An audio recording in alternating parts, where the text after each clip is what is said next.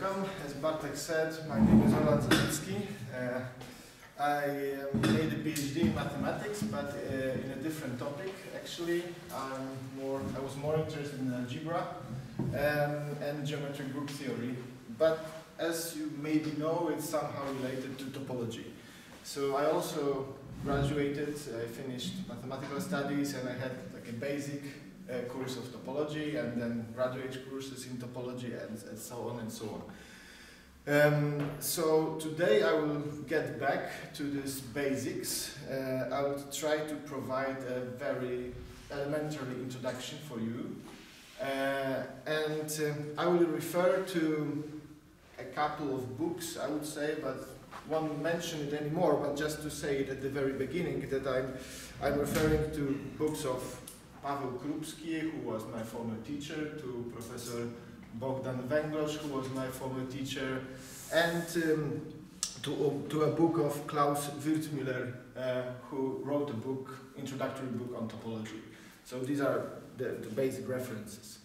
Also, as you will notice, or you already noticed, my English is far from being perfect, but I guess I know all the mathematical vocabulary that we will need. Okay, so sometimes these are difficult words, and as I know many of you are not native English speakers, so if something will be difficult for you or you won't catch a word or something, I'll try to help. Just interrupt me and I can say a word in Polish, for example. Yeah.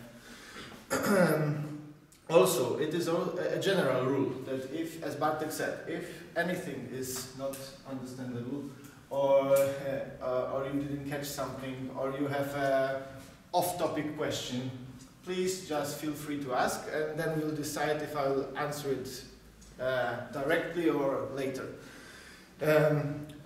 What else? What is the plan for today? So my plan is to, as I said, give a very basic introduction. So I will start with really basic things, and for some of you it might be boring, but that's the price we pay for the differences in your backgrounds. Yeah. And my intention is, my ambition is that even the person who doesn't know anything is able to follow the workshop. Okay, so I'll try to do it as simple, as easy as possible, but the very topic is quite difficult, I would say. Yeah, we'll see how it will go. Now we'll have like four parts of the workshop. First, during the first part, I will briefly say about topology, what is topology all about continuous mappings and categories, which are fundamental elements of this theory. Then during the second part, after the break, I will speak about neighborhoods, about subspaces and embeddings, for those who already know those notions. So those people can skip, for example, this part. I know, it's up to you.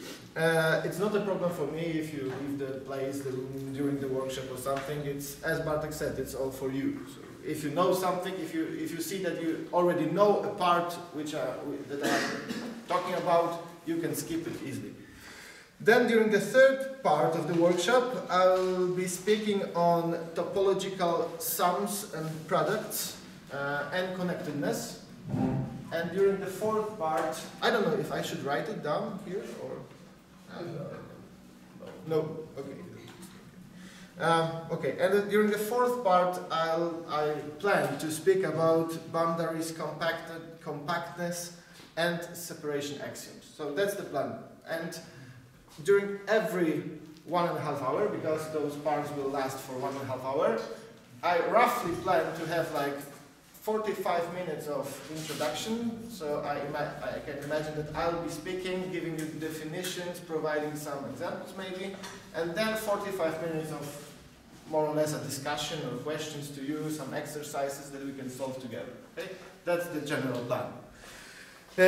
Okay, so do you have any questions? All right. Okay. so let's start. So first of all, I have to introduce some very, very basic objects. Very basic objects, because I'm also not sure if you're familiar with this. So does anyone not know what is a set or an element of a set? Is it understandable for everyone what is a set and an element and the relation of belonging?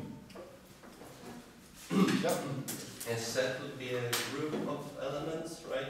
Yeah, you can say so. In Polish, you would say zbiór. Yeah, it's like a set. Set is like a group of elements, roughly speaking. Yeah, it's like a basic object in mathematics in general. Yeah. Then, what is a space? Does anyone know what is a space? Okay, I will say a space is a set together with a certain structure. Okay, a set with a structure, and it can be there are various types of structures. Like it can be an algebraic structure, but it can be also a topological structure. It can be a metric. Yeah, there are different options. Or you can have a space, a set with everything, with algebraic structure, topological structure, everything. Yeah, so there are various options. But today we will focus on topological spaces. Then, what is a point? I don't want to define it precisely. But I would say that you can think about the point as a set that has only one element. Only one element. It's more or less a point. Yeah? And what is a subset? Subset is something smaller than a set. It is included in a bigger set. Yeah? That's subset. And what is a function? Okay, that's the crucial word. I don't know if you know the precise definition of a function. Maybe I will say it also in a rough way. The function is kind of a relation where for every input you have only one output. That's function. So if we can draw a small picture, maybe if you have two sets, and it can happen that y is x, yeah? So it can happen that it's the same set. Then, and you have, for example, 3 elements here and 4 elements here.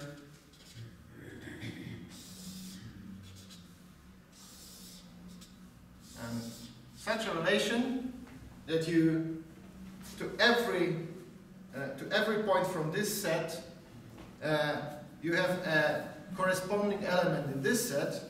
So this relation is a function. Why it's like that? Because for every input you have only single output. If it would be like that, for example, that for this guy you would have two guys in y, then it wouldn't be a function. Okay? So that's not a function. Okay, so that's a function.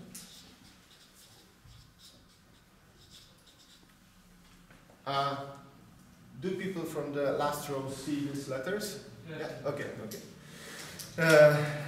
Then what next? We will be using also some more specific types of functions. So, for example, we'll use a word, because this is a kind of a vocabulary that I'm now giving you. Okay, we'll use the word surjection. Okay, which is more or less surjection is a kind of a function where every element from y has a corresponding element in x. Okay, so I will write it like that for every x and y, and this sign is for all. It means for all. Okay, it's an abbreviation. Nothing difficult. It's just an abbreviation. Instead of writing every time for all, I'm using this symbol. Okay?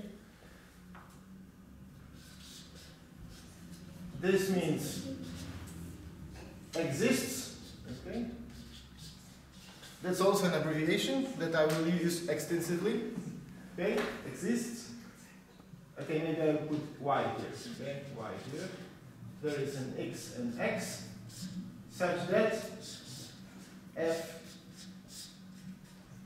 over x is y. Okay? So if it's like that, so for every element from here, there is an element from here that f moves here, then we have a surjection. Okay? That's the definition. And then we also need injection.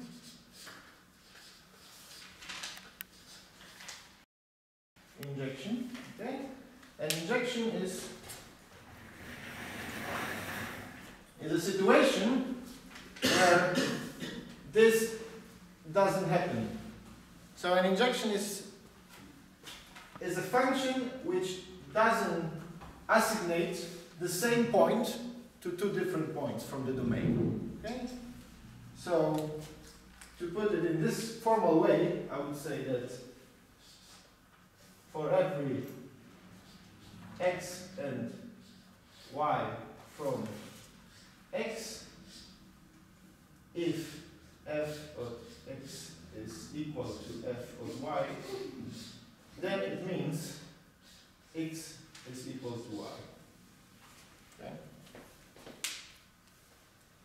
If you have any questions, please interrupt me. Okay? So these are more or less, let's call it like that, these are better functions.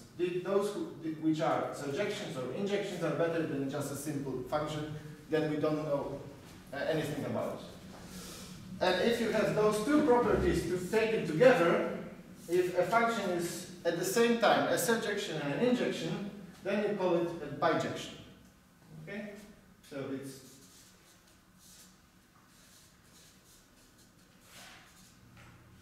bijection is a function which is at the same time surjective and injective. So that would be the function that would draw here, right? If I cancel this thing, if I would cancel this thing and would put like that and cancel this point, then it would be a bijection. Why? Because for every element from here we would have exactly one element here, and for every element here we would have exactly one element here. And for surjection? For surjection, it can happen that, for example, yeah, I can erase things, but if we would have this situation, okay, let's imagine we have 5 points here and 4 points here, and for every point from here, there is a corresponding element here that goes to this element. Then it is surjection because every element from here has a corresponding element there. But as those two guys are moving to the same point here, it is not injection. Okay? Is it clear? Not really. No. Okay, so I'll draw another picture then.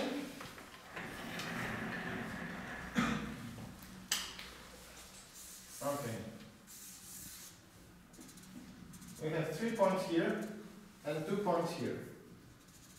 Okay?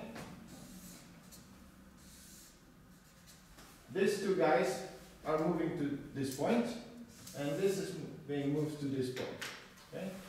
So, for every point in this set, we have a corresponding element that is being moved to this point. That's why it is a surjection. Okay? But it's not an injection because 2 points are being moved to the same point. Okay? So this is surjection, but not injection. Now we have a situation where there are like 3 points here, 2 points here, and these are moved like this.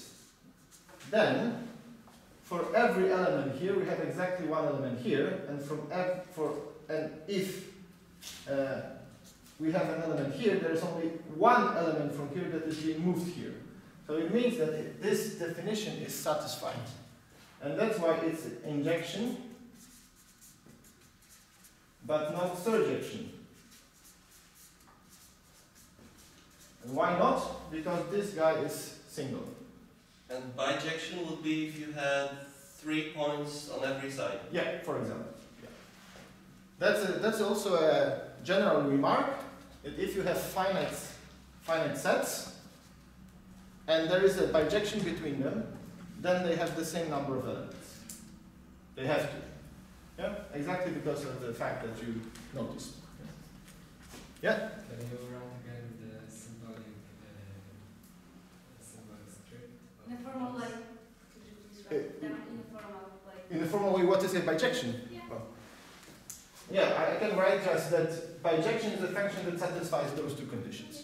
Okay, that's the form. That is in a formal way. So how sets who are in the relation of bijections are different one from another? Because here, as you see, you compare only elements as rough elements, but you forget about the structure. And in this set, there could be a very complex structure, and in this set as well, but the function can forget completely about the structure. Okay. So that's the very basic vocabulary. And also maybe you can also mention, maybe I'll draw a picture with this bijection function.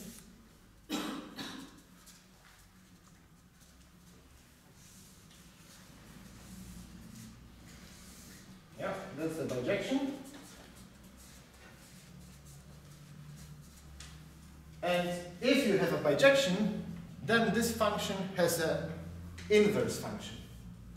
Because in this situation, you can think of a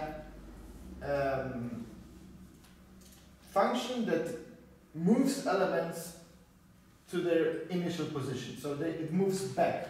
So if this point was moved here, then you can move it back here. If this point was moved here, then you can move it back. And then you can introduce another function which will be sign as f minus 1, which means that it goes in a different direction. Okay? And it's called inverse function.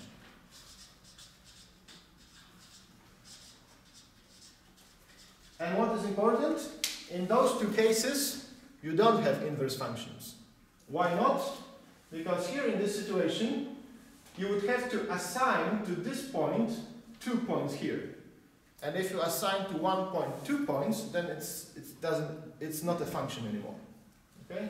So this function doesn't have an inverse, and this function also doesn't have an inverse because you don't know what to do with this guy. Okay? There is no corresponding element here, so you don't know where to move this one. Okay? So there is no function, no inverse function. Okay. Now, maybe after this technical part, I will say a couple of words on, I don't know, philosophy of topology. So, how it is related to topology, and what is topology. So, my teacher, Professor Bogdan Węglosz, used to say that metric topology is a theory of metric. So if you have a kind of measure, you are able to measure things, then metric topology is a study of metric function. So you study the characteristics, the features of the metric function. And that's what metric topology is all about. But sometimes it happens that you don't have a metric. So there are spaces that are not, as mathematicians say, metrizable. So you have spaces where you cannot put any metric. And maybe I should also say what is a metric. Now okay.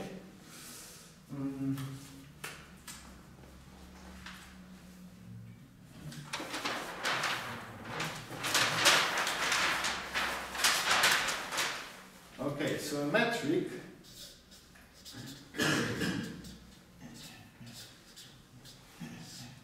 and you don't have to understand the formal definition in this sense because it's very intuitive. Metric is a function that enables you to measure distances. Yeah? That's the only thing that you have to know about metric. So it is a function that goes from okay, I will put it in an easier way. Okay, maybe.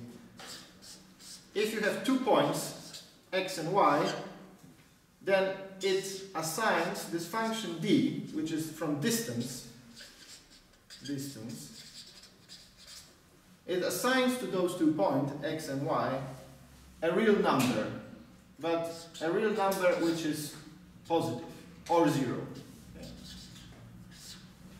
So this is a function that for every 2 points from your space gives you a number which tells you what is the distance between x and y.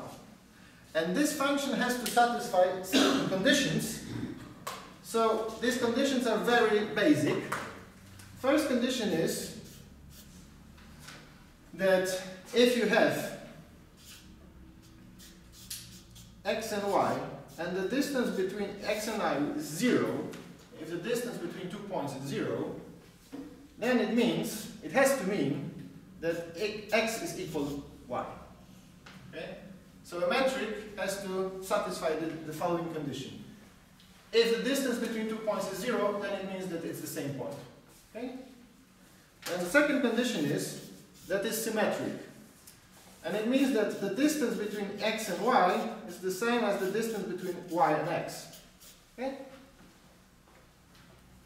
That's something very intuitive, that when you measure a distance from x to y, it's the same as measuring the distance from y to x.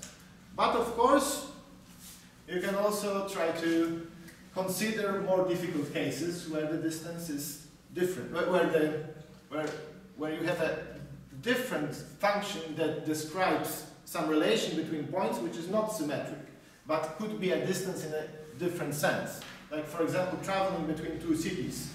It can happen that traveling from the city A to city B is easier, or is the path is shorter than traveling from the city B to city A. Yeah, it can happen. But one question, because yeah, sure. whereas with bijection was concerned, and it sounds quite intuitive, that what matters as well is the structure. So here it means that the condition 1 fulfills only the distance. So does it mean that the structure is dependent only from the distance? In this sense, you consider x with a specific structure, which is a distance function. But it doesn't fulfill all the conditions of the structure, which is included in topology, right? At this moment, I then don't want to speak about topology. So you have the space, you have the set x together with a function d, which is a space with some structure, and you have and d is a function itself. And you say you can have various situations. I mean, it doesn't fulfill all the conditions to say that the bijection. Yeah, it doesn't have to fulfill all the conditions. Yeah, but those it has to. Yeah, those two, and the third one, which is the so-called triangle inequality, which means that if you have a distance from x to z, then it's not bigger than the distance from x to y plus the distance from y to z. Okay? So it means, you can see it easily on in the picture, when you have 3 points x, y, z, then this third condition says basically that traveling from here to there cannot be longer than traveling from here and then traveling from here. Yeah? So that this path is always at most equal to this path. Okay? So that's, but as I said, you don't have to look at it formally. I just gave it the formal definition, but the most important thing is the intuition. And the intuition is just a function that measures distances between points. And just to get back to what I wanted to say is that sometimes you have spaces where you cannot find such a function. Spaces where such a function is completely non-existing. There are no functions like that. And then you have to manage without metric function, without this distance function. And as I guess we are philosophers, we love the most general settings possible. So the most general setting possible is where you can use this distance function. Yeah, it's the most general situation. And then you have to measure distances without this distance function. So how you do that? It's more complicated, but you look at the sets, and you look at the set, and you look at the family of all subsets of this set. Okay? So if you have a set X, you can consider the power set of X. You can write it like that, for example, which are all the sets A such that A is included in X. Okay? This is the power set. So imagine the family of all subsets, or the set of all subsets of the set X. Yeah? Some example. Example, yeah, okay. Good. So, for example, if you have a set let's assume that X consists of a shoe, okay, and number 5, okay. So X has two elements, a shoe and number 5, okay. Then what are the subsets of this set? Can you guess what are the subsets? Empty set. Okay, empty set. So nothing. It's a subset, and it obviously is included here, yeah, in this big set. Okay. What else? A shoe. A shoe. Yeah, sure, great. So a set consisting of a shoe is also a subset here. Okay. What else? Number 5. Great. And shoe and number 5. So the same set is a subset of itself. Yeah. So, very well. So, and as you see, as you maybe noticed, if you have a set that has two elements, then its power set has 2 to the power of 2 elements. Okay? So it has 4 elements. And when you don't have this distance function, you might try to measure relation between points in a set by saying to which subsets they belong or not belong.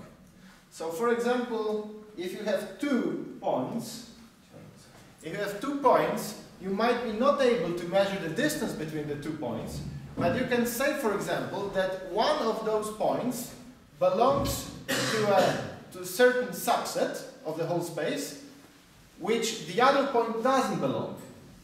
And on the other hand, the second point belongs to a subset that the first point doesn't belong. And in this way, you can differentiate those 2 points.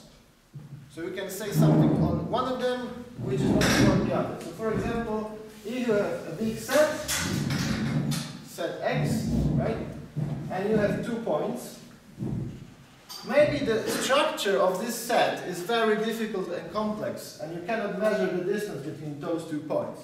But for example, you can say, maybe, that this point is included in this subset, and this point is included in this subset, and this point doesn't belong to this subset, and this point doesn't belong to this subset, right? It's not much, but it's better than nothing, yeah? You can somehow differentiate those 2 points in this way. Now, if you consider the power set of the set X, then you can differentiate in this way all the points. Because you will always find subsets containing one point and not containing the other. The problem is that usually the structure of the power set is even more difficult than the structure of this given set. So, theoretically it could work, but in practice it doesn't work, because it doesn't make your life easier. Because, this, as I said, this set is very complex in its structure, yeah? In comparison to the initial set X. So what you do, you choose a certain subset of this power set that you use to measure points.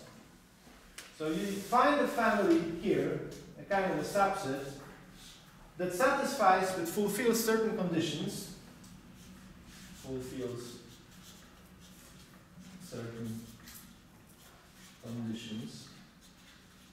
and it's much smaller than the set, this set is much smaller, and using this family you try to speak about the points in the space. And this is T letter? Yeah, T, it's T, because it will be later called topology. But not now, not now. I will introduce the formal definition later. Okay? So this family of subsets of set X will enable you to say something about points in the space X. Okay?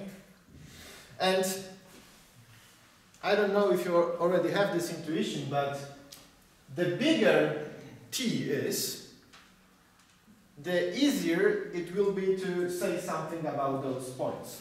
So for example, if you use the whole family of all subsets, you will have plenty of subsets to use them and differentiate points.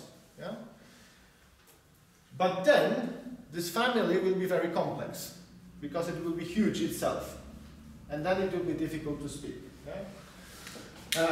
If you use, for example, a small family here, the family T will be small, then it will be easier to handle it because it will be small and easy, but it will be more difficult to speak about those objects because you will have less words, so to speak. So to give it a very basic intuition is that you try to speak about the reality using the language of topology by using certain vocabulary, and you will call this vocabulary topology. This will be this T. I will define it later. Yeah. So you try to use this language to speak about your reality. And the bigger is your vocabulary, the bigger is your language, the broader it is, the easier it is to talk about the reality. But on the other hand, it is more difficult to learn the language because it's so huge and complicated, right? If you use a very simple language, if you have only 2 words, for example, then you cannot describe your reality very well because you can also only say 2 words about your objects. But it is very easy to learn the language because you have to learn only 2 words. You can compound those words. Yeah, you can compound them somehow. Yeah, if you have a structure. If you have 2 words, for example, A and B, yeah, you can call a table AB, and the chair could be called, for example, BDA, and compound words like that. That's true. BAAAB would be another word. That's true, but you assume here that you are able to distinguish AB from BA. And it's an assumption of a certain structure. How do you know that AAB is something different than ABA? You assume some kind of order here, yeah? So it's a part of your grammar. It's a part of your grammar, and it makes your language more complicated. So what you basically say is that when you have 2 words and you recognize the order of the letters, then you can do that. Because it's not that obvious that you can distinguish those things, yeah? You have to assume something. Okay, is it clear or? Yes, yes. Yeah, okay. Could you please again explain what's a power function? Yeah, the power set is... Power set. Yeah.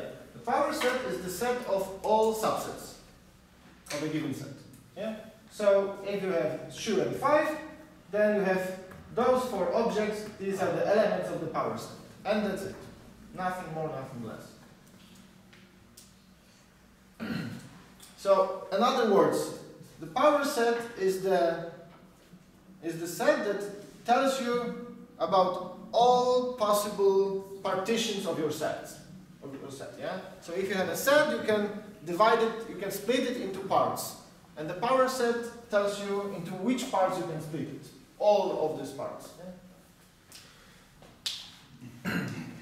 Okay. But then I think that doesn't mean like a given assumption that coming back to to the example that you said, that describing reality is just all what you can do with the reality. I mean, the language is that what fulfills the space completely. I mean, I was thinking that, all the sets which are subsets which are included in the set, they have to directly indicate the power of the set in itself, because still that would be like the distance which are unmeasurable somehow.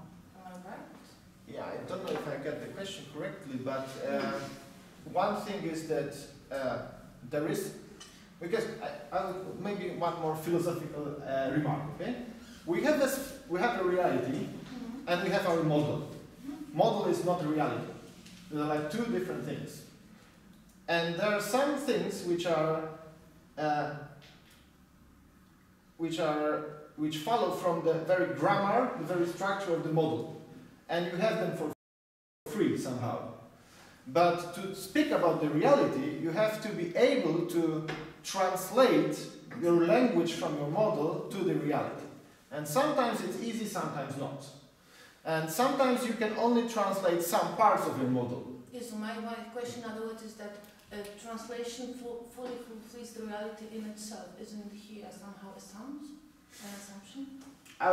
Actually, it could be like that if you're Platonist, maybe. But I'm more utilitarian in this sense. So I'm saying that a good model is a model that is it's when it's practically manageable and when it works in practice. Yeah, then it's a good model. It doesn't have to be 100% exact. It's enough for me if it works somehow. Yeah? And it's the situation in physics, for example.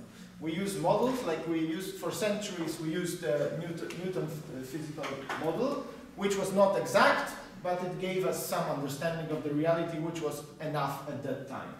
And then we switched to Einstein model, and it works somehow. Probably, or surely, it's not 100% exact, but it's enough now, yeah, for us, for our applications. Okay, so let's say, now, knowing this, what I said, the whole workshop today will be about providing you some kind of vocabulary to describe reality. Okay? So what I will do today, I will give you some vocabulary, I will give you some words, and I will give you some grammar how to use these words. Nothing more. So we can say that it's not mathematics, because mathematics is about stating propositions, stating theorems, and proving them. I won't prove any theorem today, probably, but I will give you a kind of apparatus to describe the reality, and then you can follow the mathematical way, and you can prove some theorems about the reality using this model, using this vocabulary, or you can maybe follow a more philosophical way of posing questions. Because I would say that generally, roughly speaking, philosophers are those who ask and mathematicians are those who answer and prove. Yeah. And yeah, I would say both things are very important. Also, this former teacher of mine, Professor Wenglosz, said that among mathematicians, you have two types. Some of the mathematicians are technicians, which are very skilled in proving theorems, for example, but don't ask wise questions. Just answer the questions who were formulated by somebody else. And there are also philosophers who are maybe not that quick in proving theorems, maybe they are not that skilled, but they ask very interesting and good questions that move the whole theory forward, even though they cannot answer those questions. Yeah? So this is kind of maybe also psychological difference in us. Yeah? Which path is closer to our, I don't know, perception of the world, of our needs, and etc., etc. So, as I said, I will speak about certain vocabulary, and you might ask, okay, so we've developed this vocabulary, and what next? Why we need that? Why this vocabulary is good? Why this language is needed at all? I would say that a topologician tries to use his or her vocabulary to describe the world, and then try to classify the objects in this world. Yeah? And that's the basic goal of topology, to classify objects. So you have like a variety of objects which is very complex, and you want to somehow collect them into groups and name the groups. And what is very important for topology is a shape. So somehow you can also have this intuition that a topologician tries to categorize different shapes in his or her reality. So for example, in the real space, imagine three-dimensional real space like the one which we often use to describe our reality. We have 3 dimensions, and we have certain objects in this three-dimensional sphere, in this three-dimensional space. And some of those objects can have only 1 dimension, for example. So we can imagine just a line. A line which has 1 dimension, but is perceived by us in a 3-dimensional space, right? Or we can imagine a 2-dimensional object, like a sphere, which has only 2 dimensions and is included in some 3-dimensional sphere. Space, excuse me. And we could also have 3-dimensional objects, like a solid cube, which is also included in 3-dimensional space, and we can consider it. And what topologians try to say is that we have a certain family of objects, because in general we have infinitely many objects, but it's not nice to have infinitely many objects because it's difficult to speak about all of them. So a topologician would like to say we have only, let's say, 5 groups of objects, and we can split the whole family of all objects into 5 groups and say something on them. And to give you a very basic example, a topologician tries to distinguish objects. So he or she has to find a certain feature that allows him or her to distinguish objects. And for example, I give you a very basic example of a feature that allows us to distinguish objects in 3-dimensional reality space, which is the orientation of an object. Okay? Orientation. And if you imagine, it doesn't have to imagine, I will show it to you. Okay? Let's imagine, no, let's see, let's look at it. Let's look at this ring, yeah? This is a kind of a ring. And what is its feature? It has many features, but forget, for example, about the distances, because a topologician tries to forget about the distances. So the distance doesn't matter. What is important is its shape. And imagine that it is absolutely flat, okay? Because it's a real object, so it's not absolutely flat, but for a topologician, it can illustrate an object which is absolutely flat, okay?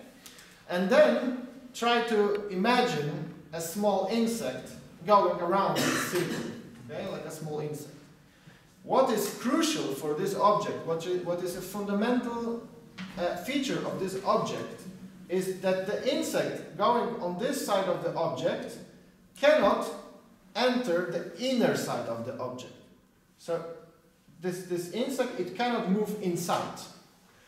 And if you put this insect inside, it can move only inside and cannot move outside.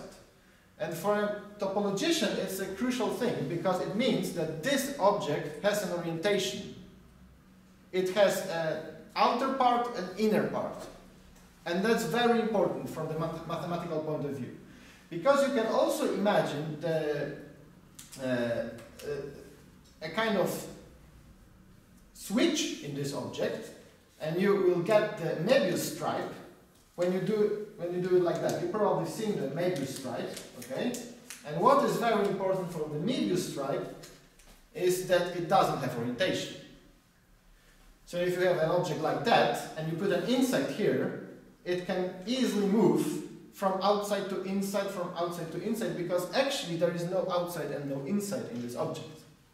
And it means that it has no orientation. And that's one of the most basic features of the reality, that you can distinguish our objects in 3-dimensional space into those who have orientation and doesn't have orientation. Yeah, that's somehow interesting for topology. But maybe it will be more you will understand it better after the workshop, maybe. So I have to check the time. Yeah. Okay. So now, just to maybe show you one more illustration.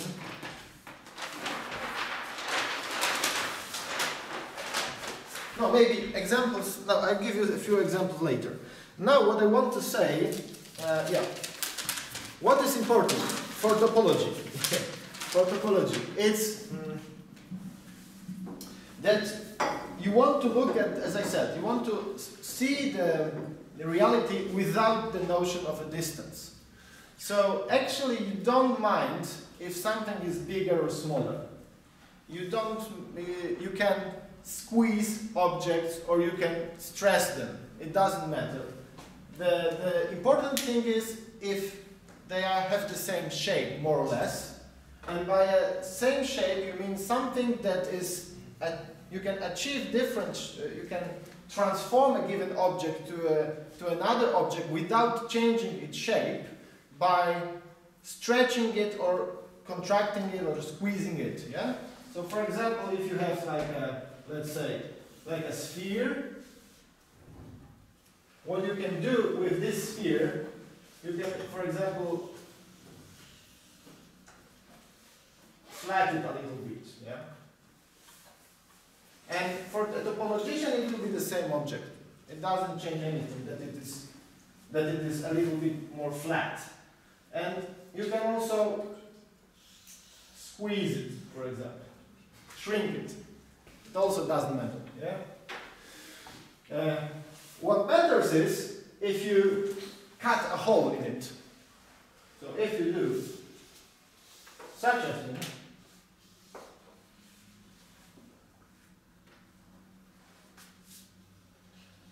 and this thing is a hole, yeah? You puncture your sphere.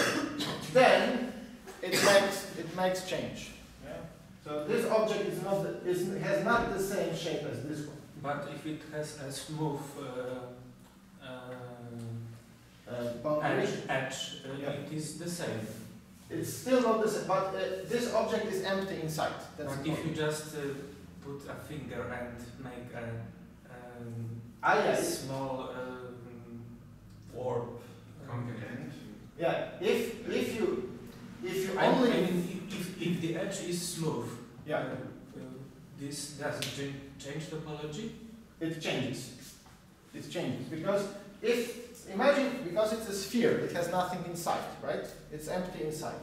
But if I press a finger, if you press a finger a little bit, yes, and it doesn't make a hole, yeah, you just press, then yes. It doesn't change anything. But if I press it a little too hard, stronger, yeah. So that it is almost like a hole, but with a smooth edge. So if there is an edge, it's already finished. Yeah. If there occurs an edge, it means that you made a hole. Not an edge actually. Something similar to edge, but very small. You mean a puncture or?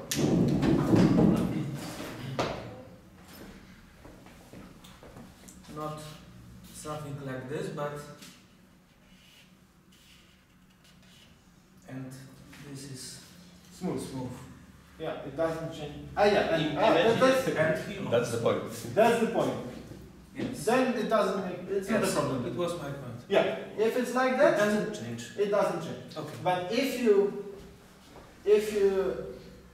split those two sides apart, so you push your finger even a little bit harder, and you will get this situation, and it's torn here, then it changes the topology. Okay? So, for example, if you have that's also a very common example. If you have a cup, right, with a handle here, you can transform it into a donut without changing its topology. And how you do that? You just, first of all, you press the sides of the cup down, okay? So you somehow put a pressure here from the top down. And you get like a cup. First you get, in the first step you get something like this. Yeah? But finally, those sides are squeezed to the bottom. Yeah? And you get like a flat bottom and a kind of a handle here. Yeah? So what you do then, you try to, like, imagine it's a kind of a rubber, yeah, or something. Then try to use this material and distribute it equally around this handle, yeah? So you do it like that, for example. First of all, you glue it to this part of this handle, and then you glue it like almost around it, yeah? You keep pushing it, pressing it with your fingers, and finally you get it distributed equally around this hole which was in the handle. And then you pump it a little bit, you blow it a little bit, and you get something which is a little bit fatter. And then you make it even more fatter and you get something which looks like an American donut. Because donuts in Poland look differently, but still. Okay? So that's how you transform a cup into a donut without changing the topology. Yeah? So for a topologician, it's the same shape.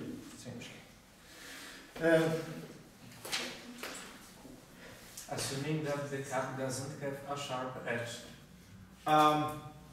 It can have a sharp edge here.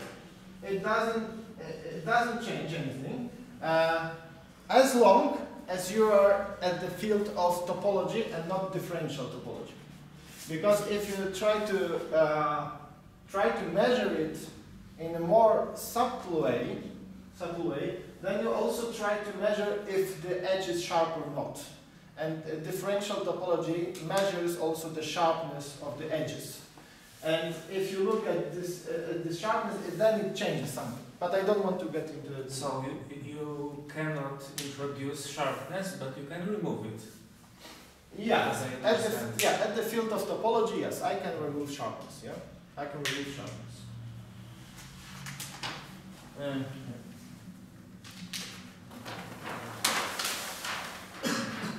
Okay, so what?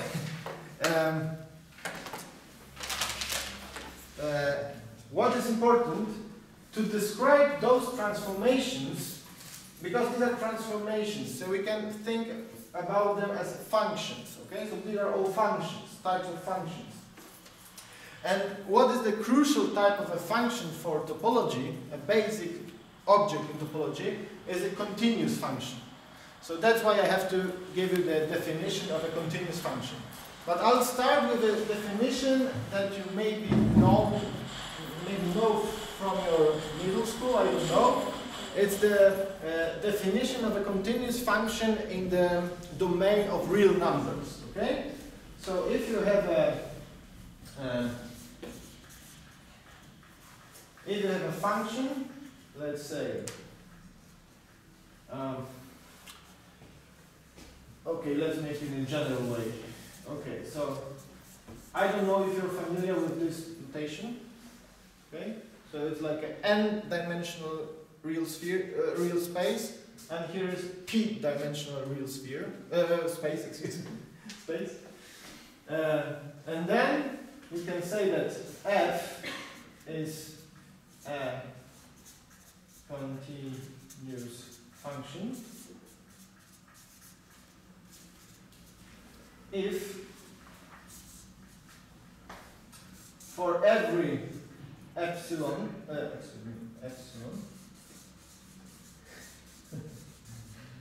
for every epsilon greater than 0, yeah, there exists delta greater than 0, okay, such that the distance